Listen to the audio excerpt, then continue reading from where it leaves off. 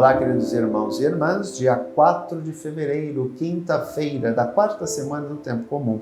O evangelho que nos é proposto é o evangelho de Marcos, capítulo 6, versículos do 7 ao 13. Naquele tempo, Jesus chamou os 12 e começou a enviá-los 2 a 2, dando-lhes poder sobre os espíritos impuros. Recomendou-lhes que não levassem nada para o caminho, a não ser um cajado, nem pão, nem sacola, nem dinheiro na cintura. Mandou que andassem de sandálias e que não levassem 2 túnicas. E Jesus disse ainda: quando entrardes numa casa, ficai ali até a vossa partida. Se em algum lugar não vos receberem, nem quiserem vos escutar, quando saíres, sacudi a poeira dos pés, como testemunho contra eles. Então os 12 partiram e pregaram que todos se convertessem. Expulsavam muitos demônios e curavam numerosos doentes, ungindo-os com óleo. Aqui um aspecto extremamente importante do texto: o total desapego de si mesmo e se colocar nas mãos de Deus. Os discípulos se colocam inteiramente nas mãos de Deus.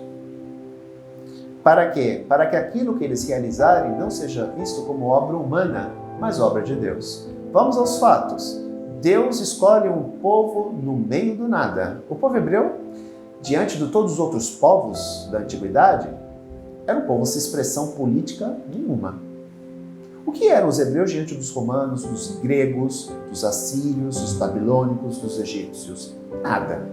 Era um povinho ali, no meio de todos aqueles grandes impérios. Portanto, era um povo sem expressão nenhuma. E Deus escolhe este povo para realizar os seus prodígios e sinais. O que eram pescadores? Homens rudes que não tinham cultura quase nenhuma. Primeiro. Segundo, eram homens que lidavam com animais. Portanto, também eram considerados impuros, porque lidar com animal traz a impureza. Portanto, os pescadores eram também uma camada da sociedade bem desprezada em Israel. Eram homens incultos, homens rudes. E Jesus escolhe justamente esses homens incultos e rudes para se tornarem seus discípulos e trabalharem pela construção do reino de Deus.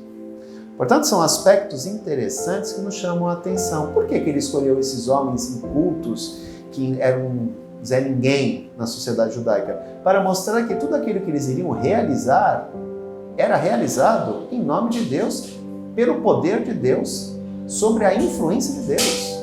Aqui entra o aspecto extremamente importante da fé. Não é obra humana, é obra de Deus.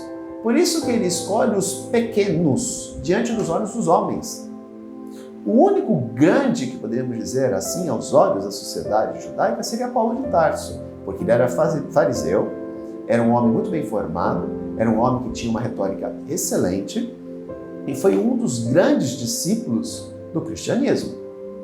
Mas tirando Paulo, a grande maioria dos discípulos eram homens rudes e incultos, que mal sabiam ler e falar. Então, imagine, lembremos a figura de Moisés, hein? Moisés era um homem gago, que para falar se utilizava de Araão como instrumento. Deus sempre escolhe os pequenos aos olhos dos homens para torná-los grandes, a fim de mostrar que aquilo que provém deles não provém deles, mas provém do próprio Deus. Por isso, nunca desprezemos os pequenos. Eu sempre digo que a sabedoria popular, o conhecimento popular, é muito maior do que o conhecimento acadêmico, porque é um conhecimento que traz da vida. É um conhecimento pé no chão. Não estou dizendo que a academia, que o conhecimento acadêmico não seja importante. Longe de mim dizer isso.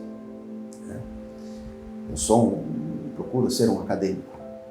Mas a sabedoria popular é muito maior, porque provém da experiência do povo, de um povo que aprendeu com a vida e que transmite esse conhecimento às futuras gerações.